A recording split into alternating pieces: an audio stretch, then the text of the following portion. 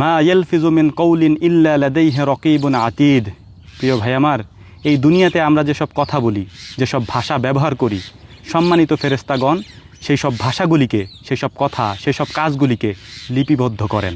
এখন হয়তো বলতে পারেন যে ভাই, আপনি একজন খামারি, আপনি থাকবেন গরুর গোয়ালে অথবা মুরগির খোয়ারে, আপনি কেন এসব কথা বলছেন? এসব কথা বলার পেছনে কারণ আছে।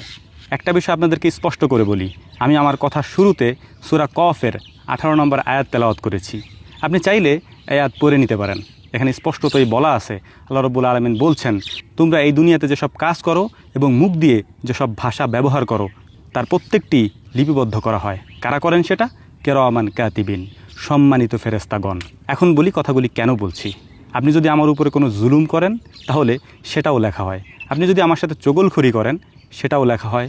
আপনি যদি আমাকে ধোঁকা দেন অথবা আমার উপরে এমন কোনো অন্যায় করেন যেটা আল্লাহ তাআলা হারাম করেছেন আমার জন্যে, আপনার উপরে, এই কাজগুলির জবাব আল্লাহ তাআলার কাছে আপনাকে দিতে হবে। এবং প্রত্যেকটা মুহূর্তে ওই সব ফেরেশতারা কিরামান কাতিবিন অর্থাৎ সম্মানিত ফেরেশতাগণ সেগুলিকে লিপিবদ্ধ করছেন।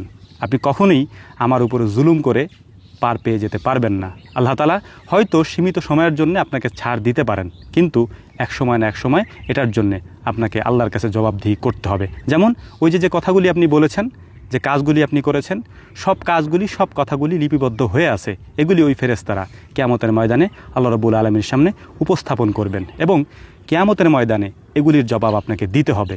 যদি না দিতে পারেন তাহলে আপনার যেসব পুণ্য আপনি করেছেন, যেসব সওয়াব আপনি দুনিয়াতে কামাই করেছেন তার একটা অংশ আমাকে আপনার দিয়ে দিতে হবে।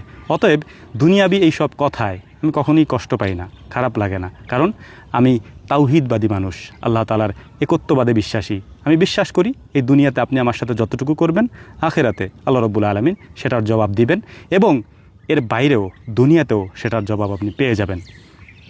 হয়তো আমার একটা ক্ষতি করে আপনি সাময়িক সময়ের জন্য স্বস্তি পেতে পারেন, হ্যাঁ, কিন্তু দেখবেন কোনো না কোনোভাবে সেই ক্ষতি আপনার হচ্ছে। তখন আপনি হয়তো বুঝবেন না যে এই ক্ষতি আমার কেন হলো।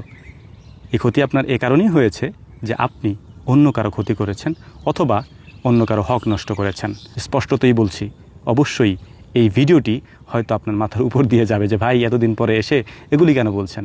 বলছি অবশ্যই এর পেছনে কিছু কারণ আছে, কারণগুলি উল্লেখ করছি না, তবে অবশ্যই প্রথমে যে কথা বলেছি, মা ইয়ালফিজু মিন কওলিন ইল্লা লাদাইহি রাকিবুন আতীদ, সূরা কফের 18 নম্বরে এই আয়াত আমি যখন পড়ি তখন আমার কাছে স্পষ্টতই মনে হয় আমার উপরে করা জুলুমগুলি আল্লাহ রাব্বুল আলামিনের ফেরেশতাগণ কিরামান কাতিবিন অর্থাৎ সম্মানিত ফেরেশতাগণ লিখে রাখছেন। কিয়ামতের দিন এগুলির জবাব আপনাকে অক্ষরে অক্ষরে দিতে হবে। আশা করি বুঝতে পেরেছেন। আল্লাহ রাব্বুল আলামিন আমাদেরকে এগুলি বোঝার তৌফিক দান করুন। ওমা তৌফিকি ইল্লা বিল্লাহ। নাসরুম মিনাল্লাহি ফাতহুন কারীব ওয়া আখিরু দাওয়ানা আলহামদুলিল্লাহি রাব্বিল আলামিন। আসসালামু আলাইকুম ওয়া রাহমাতুল্লাহ।